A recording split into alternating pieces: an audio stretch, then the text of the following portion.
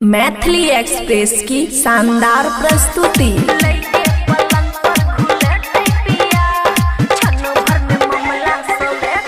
Music by DJ Guddu Raj. खुशी recording studio Baluaha.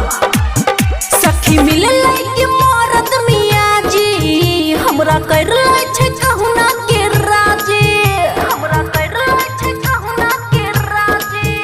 सखी मिले के मरद मियाँ जी हमरा कर लै छै कहुना के राजे।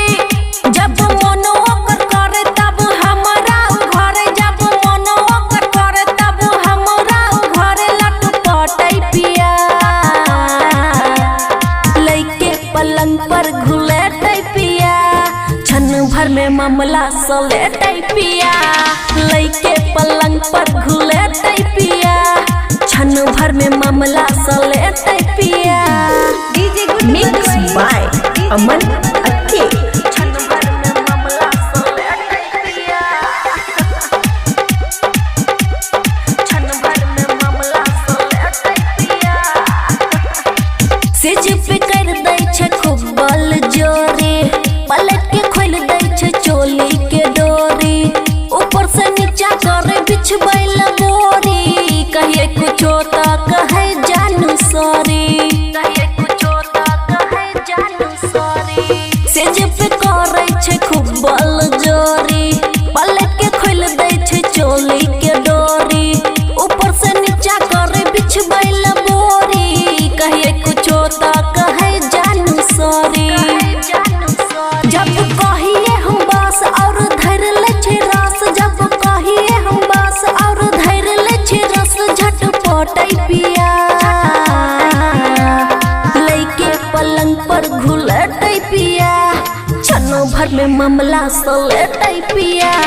लइके पलंग पर घुलेटै पिया, क्षण भर में मामला सलेटै पिया। डीजे गुड्डू मधुबनी। खुशी रिकॉर्डिंग स्टूडियो बलुआहा। क्षण भर में मामला सलेटै पिया, क्षण भर में मामला सलेटै पिया। रोशन दीवाना पिया करे मनमानी, हमरा गे कर दै छै पानी गे पानी। छोरे ने जब तक रहै जवानी, तब सुनाबे हमरा प्रेम कहानी, तब सुनाबे हमरा प्रेम कहानी। रोशन दीवाना पिया करे मनमानी, हमरा गे कर दै छै पानी ही पानी। छोरे ने जब तक रहै जवानी, तब सुनाबे हमरा प्रेम कहानी। खुशी भई जाइ छै तंग जब शुरू करे जंग, खुशी भई जाइ छै तंग जब शुरू करे जंग। खूब डटै पिया, लइके पलंग पर घुलेटै पिया, क्षण भर में मामला सलेटै पिया।